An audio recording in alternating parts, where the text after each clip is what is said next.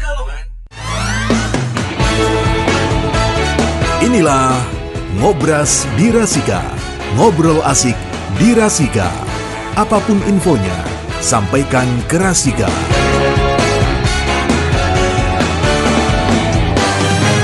Ngobras berpalekat, berbicara pemilu santai lebih dekat, dan tentu bersama KPU Kabupaten Pekalongan.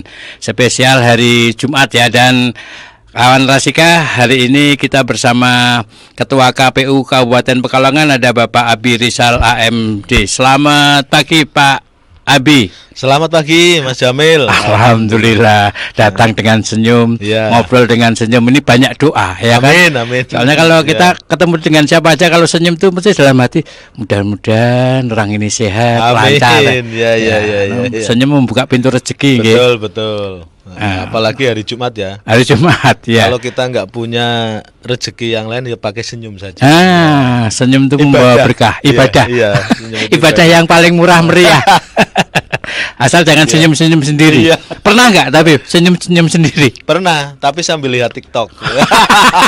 Oh iya, itu karena ada itu. Biasanya kalau lagi naik motor atau mobil keinget sesuatu kan kita senyum sendiri atau lagi jalan ya. Betul. Ya, kawan Rasika, kalau mau gabung nanti silahkan siapkan WA-nya di 08564 773 1111.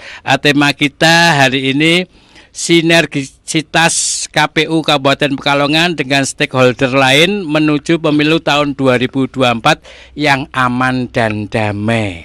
Nah, ini kawan Rasika yang mau gabung juga silahkan lewat media sosial Rasika, IG, Twitter, Facebook, dan lewat live streaming www.rasikapekalongan.com.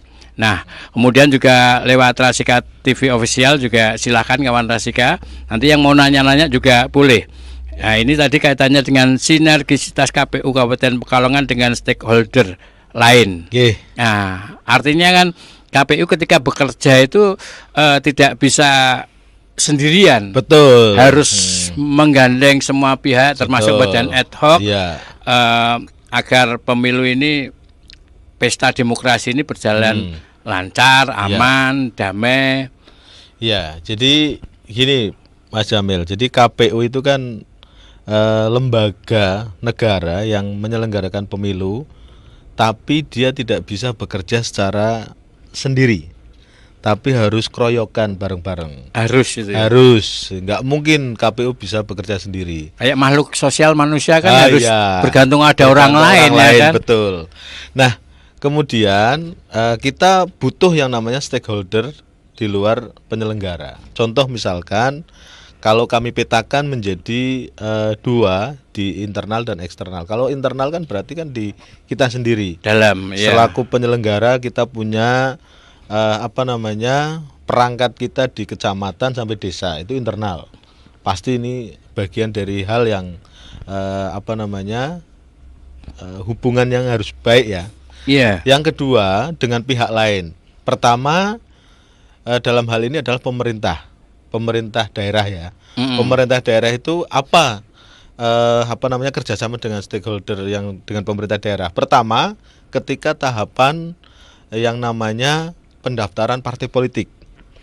Sebelum partai politik mendaftarkan ke KPU, pastinya mereka sudah mendaftarkan dulu ke Kesbang.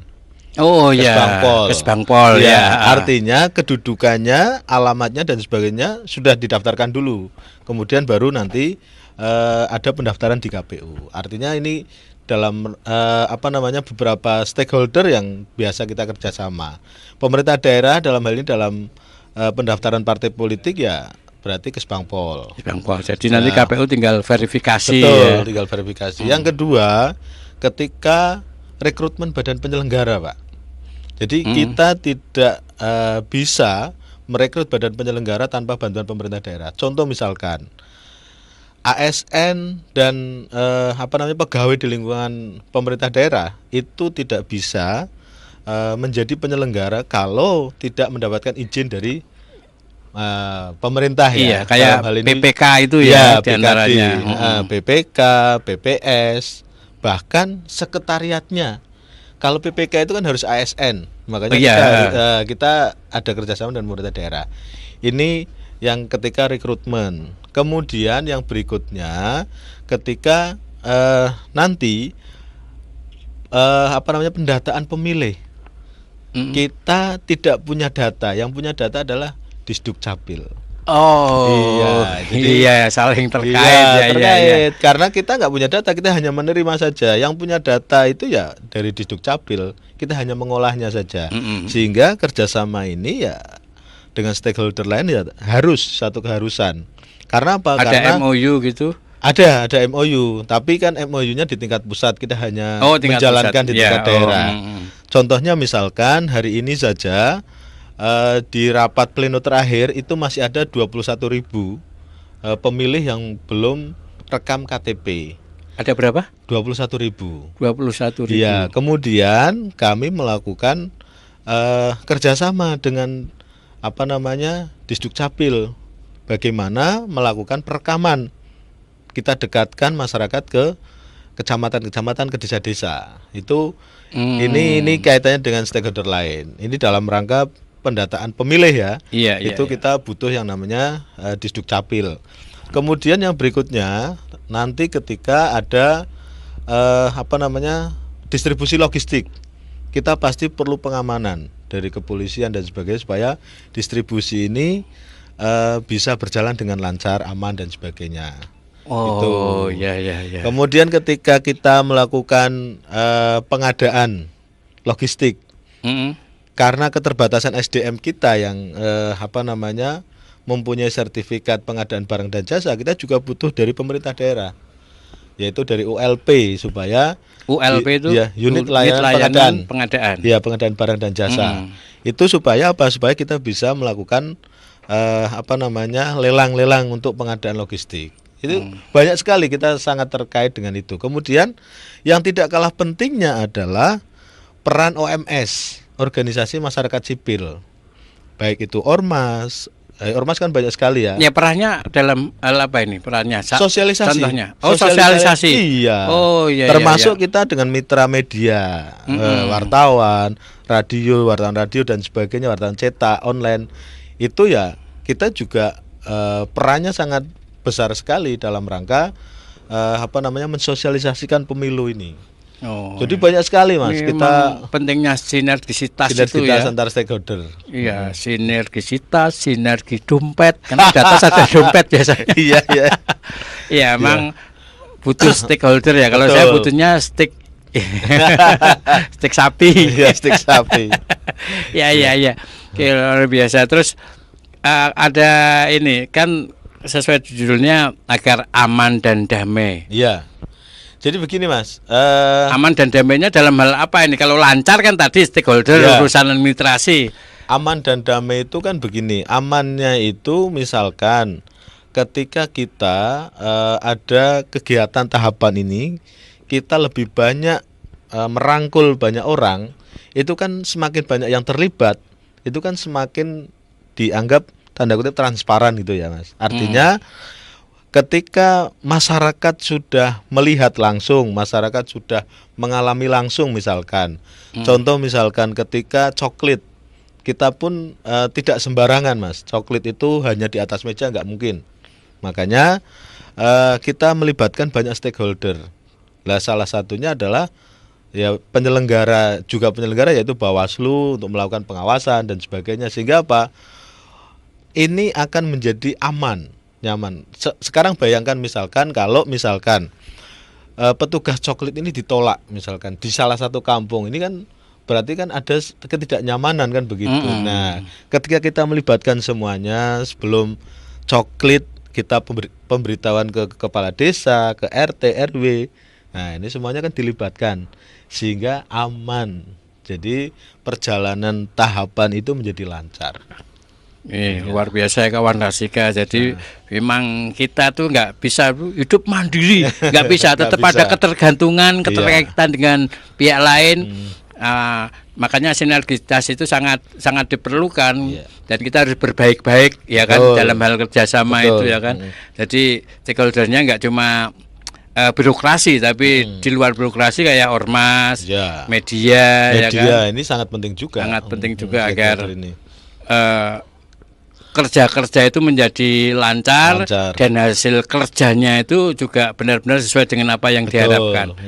Oke, kawan Rasika, nanti kita lanjutin lagi tetap di Ngobras Berpalekat. Rasika FM.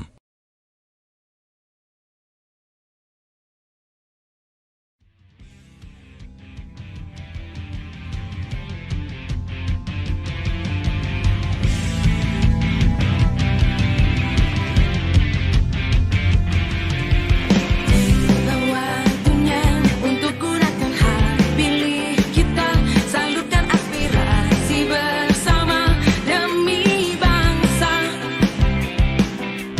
Teguh percaya suara kita sangat berharga, menentukan arah masa depan Indonesia. Langsung umum, bebas rahasia, jujur dan adil, sebagai sarana integrasi bangsa.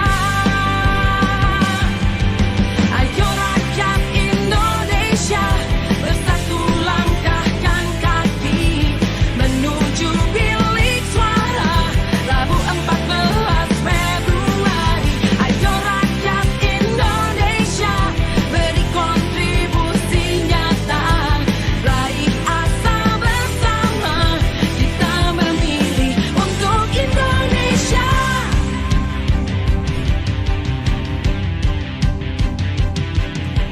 Tiba waktunya untuk gunakan hak pilih kita, salurkan aspirasi bersama demi bangsa. Teguh percaya suara kita sangat berharga, menentukan arah masa depan Indonesia. Langsung umum, bebas rahasia, jujur dan adil, sebagai sarana integrasi bangsa. Ayo rakyat Indonesia, bersatu langkahkan kaki menuju bilik suara Rabu 14 Februari. Ayo rakyat Indonesia, beri kontribusi nyata, raih asa bersama, kita memilih untuk Indonesia.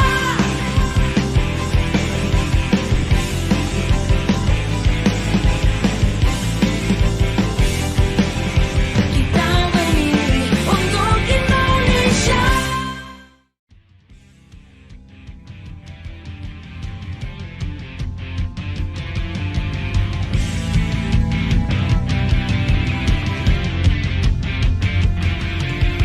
Tiba waktunya untuk gunakan hak pilih kita, salurkan aspirasi bersama demi bangsa. Teguh percaya suara kita sangat berharga, menentukan arah masa depan Indonesia. Langsung umum, bebas rahasia, jujur dan adil, sebagai sarana integrasi bangsa.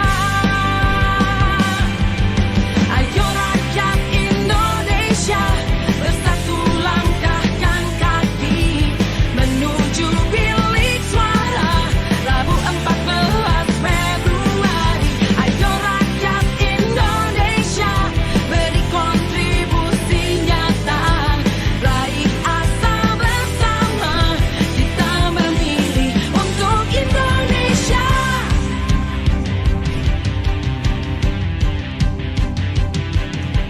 Tiba waktunya untuk gunakan hak pilih kita,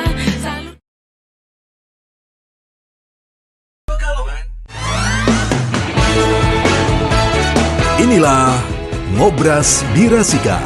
Ngobrol asik di Rasika. Apapun infonya, sampaikan ke Rasika.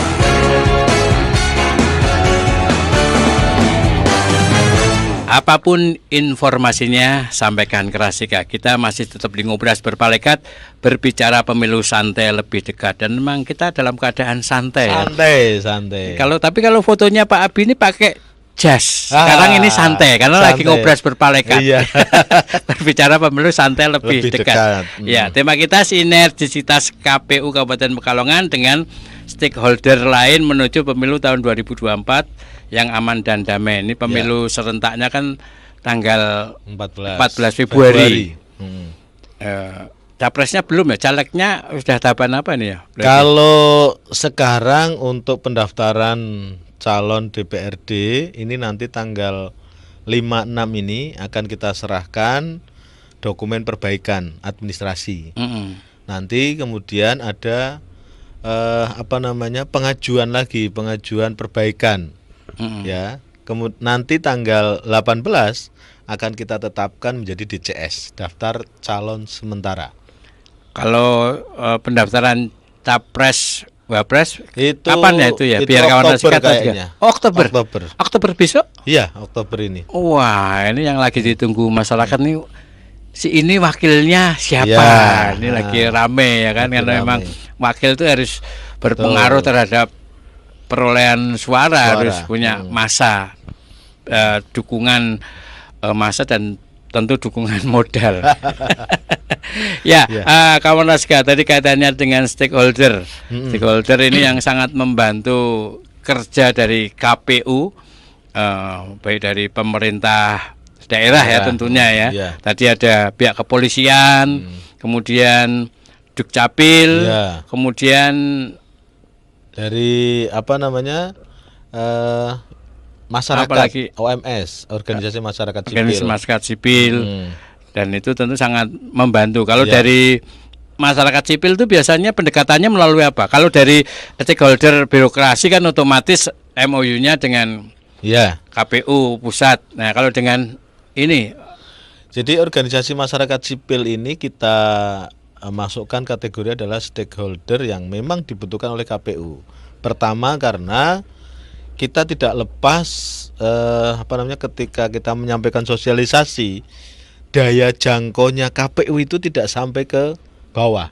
Nah, kalau kita nanti ngundang ormas, kemudian kita minta tolong ormas untuk menyampaikan sosialisasi ini, maka mereka akan punya perangkat sampai ke bawah. Contoh misalkan, kalau kita kerjasama dengan PKK, PKK itu kan sampai RT ya. RW, itu kan ada. Desa, RW, RT. Iya, itu kan ada. Itu contohnya itu. PKK itu kan itu apa sih? Lupa saya. Tapi tahu wanita ya kan? Iya. Iya, itu PKK lah ya. PKK, contoh itu. Kemudian kalau ormas misalkan, ormas kepemudaan, ormas NU, Muhammadiyah dan badan otonomnya itu juga sangat membantu kita dalam melakukan sosialisasi.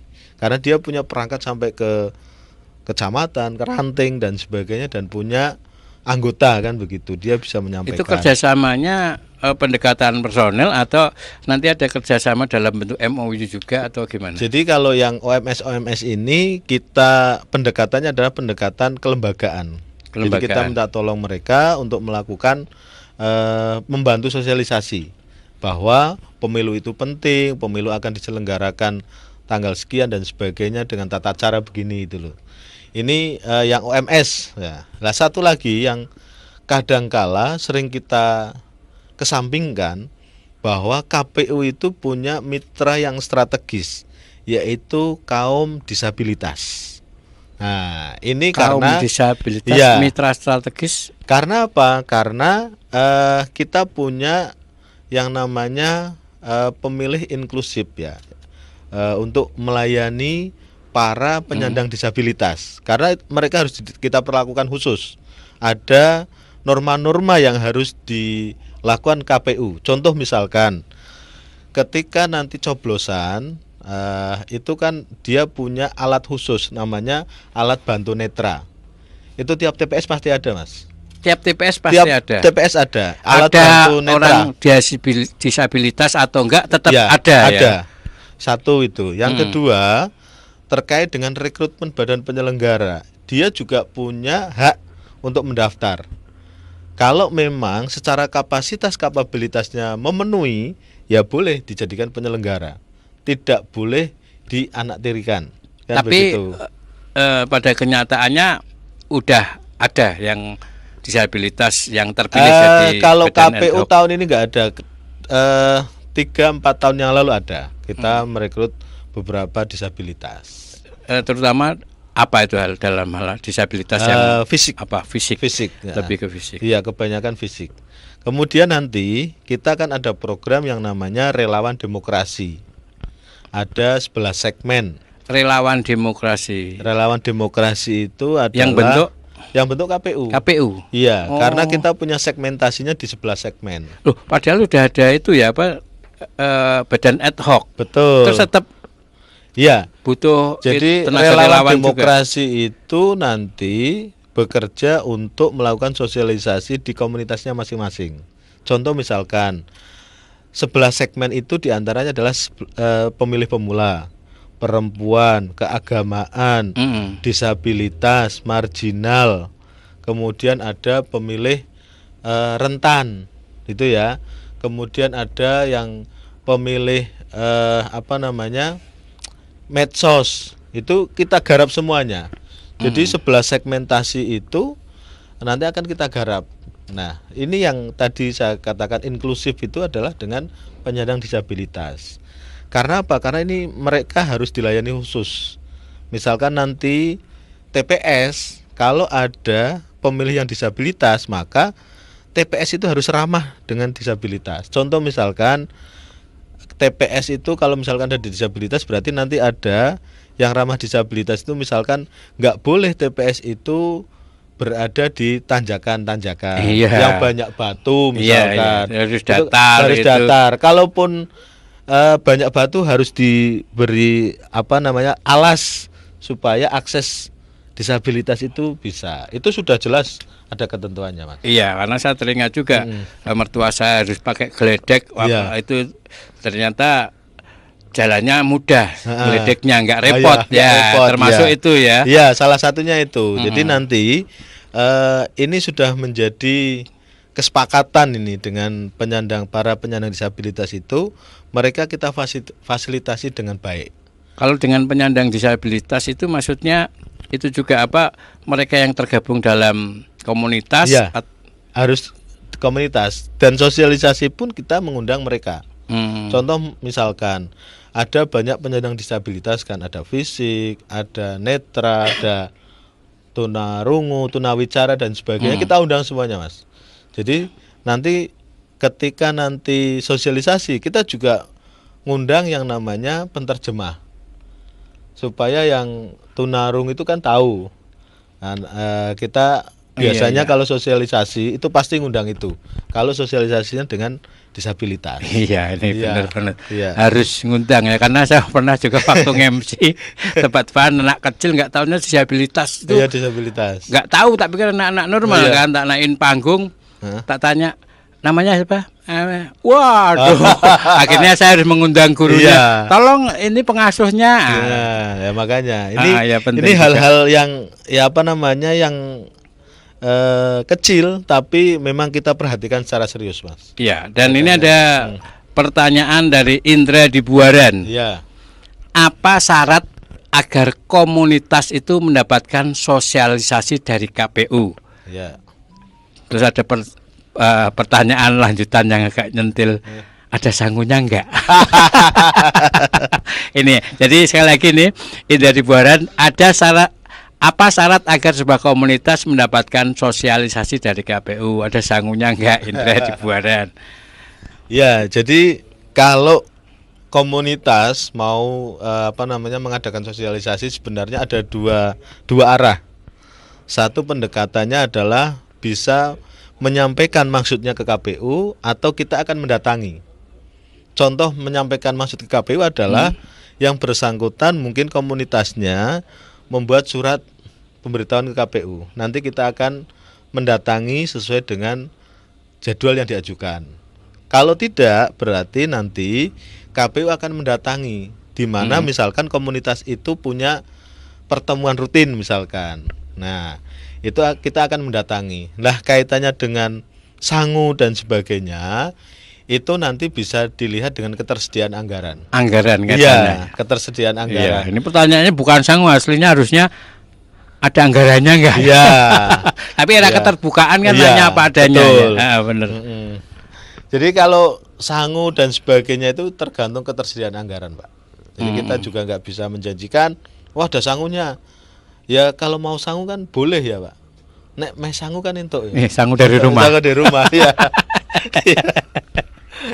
Ya, terus sejak kapan nih stakeholder ini bekerja? Sejak Iya. kapan dan sampai kapan? Ya, jadi stakeholder ini bekerja itu ya sesuai dengan tahapan dari awal sampai akhir, Pak. Oh, sesuai dengan Iya, keterlibatannya itu dari awal sampai akhir. Tadi misalkan pemerintah daerah ya dari awal. Awal iya. proses begitu tahapan di launching Mhm. sampai nanti akhir ya dia terlibat terus. itu kalau yang pemerintah, kalau Ya. yang kayak ormas atau komunitas itu kan Ya sampai akhir juga karena dari awal juga. sosialisasi kan dari awal. Misalkan tahapannya adalah pendaftaran partai politik, mereka kan bisa mensosialisasikan. Misalkan ada orang yang tanda kutip dicatut namanya untuk menjadi anggota parpol. Ini kan kita juga harus ada edukasi ke masyarakat. Bagaimana langkah-langkahnya? Misalkan wes kadung kecatut itu piye dan sebagainya. Gitu loh. Oke, dan ini ada pertanyaan dari Mandakini Rowo Pucang. Seberapa besar KPU membendung politik uang?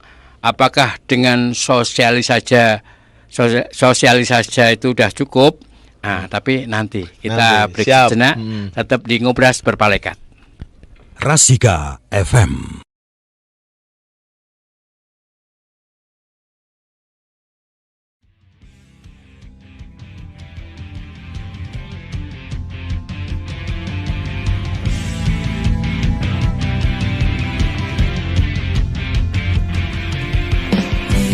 Waktunya untuk gunakan hak pilih kita, salurkan aspirasi bersama demi bangsa.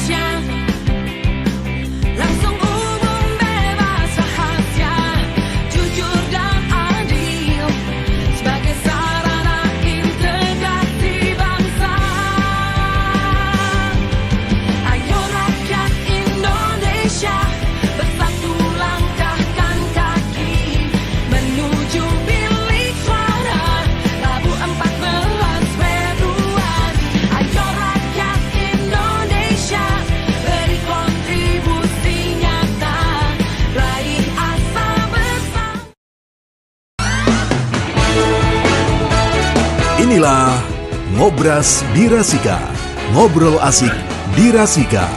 Apapun infonya, sampaikan ke Rasika.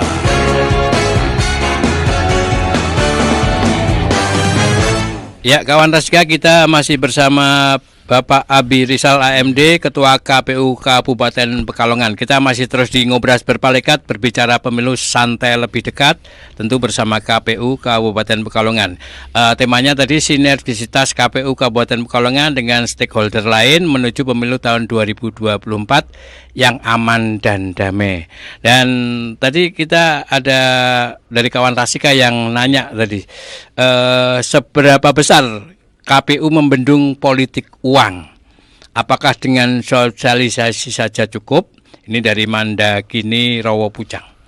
Ya, baik Mas Jamil. Jadi perlu kami sampaikan bahwa penyelenggara pemilu itu kan ada 3. Ada KPU, ada Bawaslu, ada DKPP, Dewan Kehormatan Penyelenggara Pemilu.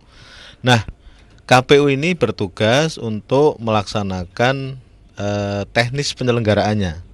KPU Menyelenggarakan teknis penyelenggaraan. teknis penyelenggaraan. Ya, jadi dari mulai pendataan pemilih sampai nanti coblosan itu memang kewenangannya KPU, pelaksanaan teknis.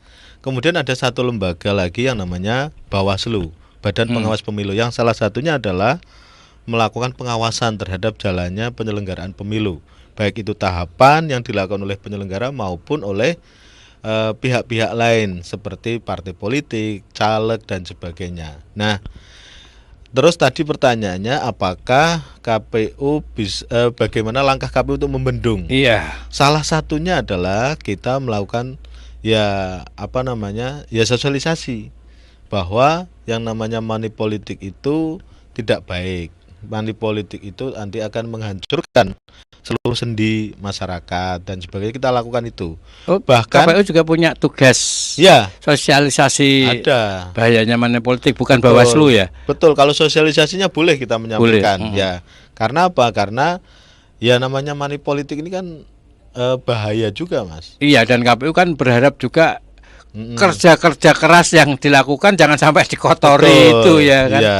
Ya. Cuman dari beberapa awal sampai pertengahan tahun ini kami kan ada kerjasama dengan Kesbang, selalu dilibatkan dalam rangka sosialisasi pendidikan pemilih di seluruh kecamatan, 19 kecamatan itu, bahwa ternyata hasil yang kita tangkap itu masyarakat, dalam hal ini masyarakat Kabupaten Pekalongan, masih tetap ingin adanya money politik, Mas. Ini faktanya begitu. Ketika saya tanya, apakah nanti ketika pemilu, kalau ada yang ngasih duit mau diterima nggak? Ya mau diterima. Kalau ada yang nggak ngasih duit ya nggak diterima. Ini fakta di lapangan. Lapangan ya. Masyarakat masih begitu. Nah, ini kan memang tugas kita bersama, bukan hanya tugas KPU maupun Bawaslu, tapi bagaimana kita memberikan pendidikan politik, menyadarkan kepada masyarakat bahwa money politik ini satu hal yang tidak diperbolehkan. Bahkan MUI itu sudah menyatakan bahwa money politik itu haram. Iya. Money politik ya. Money politik itu haram, apalagi ketika sepertinya suara kita dibeli. Iya. Jadi kita nggak bisa menuntut ketika yang memberi uang ke kita itu Betul, menjadi caleg atau siapapun. Kita nggak bisa nuntut, harus tak bayar, tak tuku. Iya. Desaku mau dibangun, ngapain? Tak tuku suaramu ya, nggak ada tanggung jawab moral mereka ya. Itu satu. Cuman gini, Mas, yang namanya money politik menurut saya hari ini mungkin kita anggap bahwa itu lumrah. Tapi saya yakin 1 dekade ke depan, 10-2 tahun ke depan, mungkin anak cucu kita itu pemahamannya sudah semakin bagus, pendidikannya semakin tinggi, sehingga yang nanti melakukan money politik itu malah akan dikucilkan gitu loh. Saya percaya begitu nanti. Iya, oke. Dan ini wah, ini udah rentetan, ini ada 3 penanya lagi nih. Mudah-mudahan waktunya cukup ini. Saat ini para caleg di Kabupaten Pekalongan ada berapa orang? Sepertinya para calonnya adalah pencari kerja, bukan mewakili suara rakyat. Jadi yang nyalek itu dianggap pencari kerja. Mas Narto ini nyari kerja, bukan mewakili rakyat. Karena mungkin banyak fasilitas dan mungkin juga gaji, kemudian ada pensiunannya juga mungkin. Bagaimana kami harus memilihnya? Ya. Nah, terus yang kedua, selain masih menjadi anggota DPRD, para caleg dari kalangan apa saja, Pak? Masa penyanyi bahkan pengangguran kok jadi caleg? Sing bener baik. Kalau penyanyi kan mereka punya masa, punya penggemar, ya kan, public figure. Ya. Bahkan pengangguran kok jadi caleg. Kalau pengangguran, masa orang nganggur nyalek ya? Tapi ini kan pertanyaan ya. Kemudian ini pertanyaan Roy di Kedunguni. Kemudian berikutnya Isti di Pakis Putih. Mulai kapan Bupati Pekalongan non aktif? Kan tahun 2024 sudah pilkada serentak. Silakan. Oke, baik. Yang pertama terkait dengan jumlah caleg. Jadi KPU Kabupaten Pekalongan waktu pendaftaran tanggal 1 sampai 14 kemarin itu ada 544 calon. 544 calon DPRD. Yang kepilih nanti? Yang kepilih nanti 45, Pak. 45 kursi. Berarti 1 kuotanya. banding Ya. 11-12 ya. Nah, tapi dari 544 itu kemudian ada verifikasi administrasi, apakah dia administrasinya lengkap atau tidak, lengkap, betul, dan komplit tidak, itu loh. Oh. Nah, baru nanti tanggal 18 itu akan kita umumkan DCS-nya, daftar calon sementara. Oh, masih daftar calon Sementara. Jadi nanti tanggal 18 kita umumkan DCS. 18 Agustus Ya, ini ya. Kemudian daftar calon tetap nanti tanggal 3 November. 3 November. Ya. Jadi nanti akan ketahuan calegnya itu Ya, berapa ya kan. Betul. Jadi masyarakat. Tapi yang jelas yang mungkin ini bisa kepilih berapa kursi? 45. 45. Ya. Jadi masyarakat sabar saja, nanti tanggal 19 sampai tanggal 22 kita akan umumkan DCS ini di desa-desa. Kita akan umumkan. Kemudian Lewat ini apa? ditempel di balai desa. Rencananya begitu. Kemudian yang kedua, ini terkait dengan kok ada banyak profesi ini dan sebagainya. KPU tidak bisa membatasi, itu hak orang. Itu hak warga negara. Yang penting syaratnya terpenuhi ya. Yang penting syaratnya terpenuhi, itu menjadi hak warga negara untuk dipilih dan memilih. Kan begitu. Kita nggak bisa membatasi bahwa kenapa si A pengangguran, kenapa penyanyi kok yang nyalek. Itu kan haknya. Artis kok nyalek misalnya kan ya, banyak sekali. Ya, betul. Tapi kan mungkin ini yang Roy mungkin belum tahu syarat-syarat jadi caleg. Itu Ya. diantaranya apa? Mungkin bisa disampaikan. Syarat jadi caleg itu ada 9, Pak. Ada 5. 1, minimal usianya 21 tahun.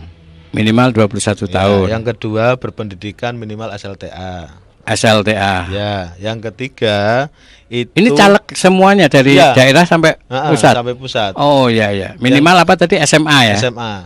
Kemudian yang ketiga itu dia terdaftar sebagai pemilih. Ya. Kemudian yang keempat, dia belum pernah dipidana penjara 5 tahun. Ya, kalaupun sudah pernah harus ada surat pernyataan dan sebagainya. Kemudian yang kelima itu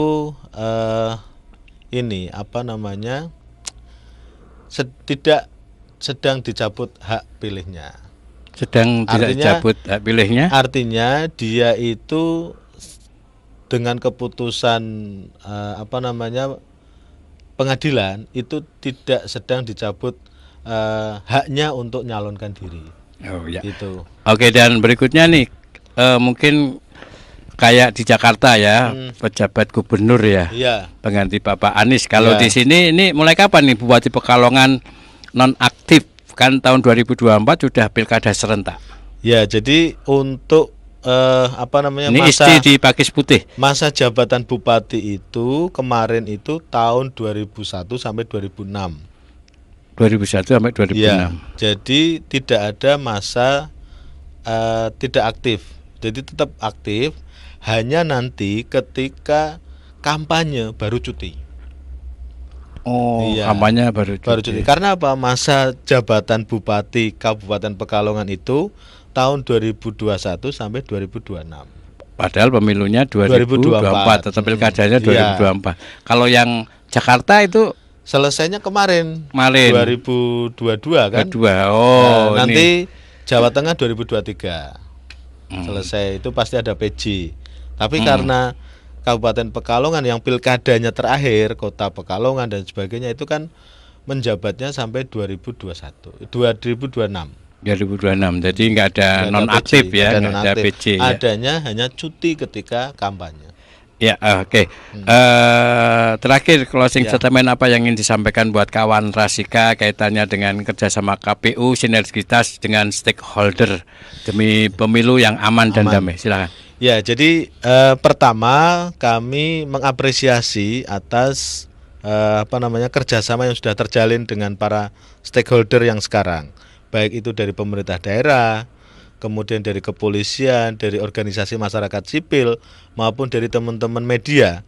Kerjasama yang bagus ini mudah-mudahan bisa dilanjutkan, bisa menjadi warisan kita bahwa kita telah menjalankan kegiatan kerjasama yang baik dengan stakeholder. Kemudian yang kedua, keterlibatan stakeholder ini suatu hal yang harus. Karena apa? Karena KPU tidak bisa bekerja tanpa ada keterlibatan stakeholder. Artinya KPU tidak bisa bekerja sendirian, gitu Mas. Oke, terima kasih Nggih, Pak sami-sami. Api untuk Siap. hadirnya, untuk pencerahannya. Nggih, matur Mudah-mudahan kita semua mendukung kerja-kerja dari KPU Amin. sehingga pemilu 2024 bisa berlangsung lancar, aman, damai, sukses Amin. sesuai dengan harapan kita. Pesta demokrasi seneng bukan berantem ya. Ya, Namanya betul. pesta seneng-seneng. Seneng-seneng. Oke, sekali lagi terima kasih Pak Nggih, Api, matur sehat nuwun. selalu, Nggih. lancar selalu. Salam Amin, buat amin. teman-teman KPU Kabupaten Nggih. Pekalongan. Dan kawan Raska, ini Ngobras Berpalekat berakhir sekaligus mengakhiri jumpa kita di Ngobras. Sampai ketemu hari Senin berikutnya. Wassalamualaikum warahmatullahi wabarakatuh. 88,9 FM Rasika Pekalongan.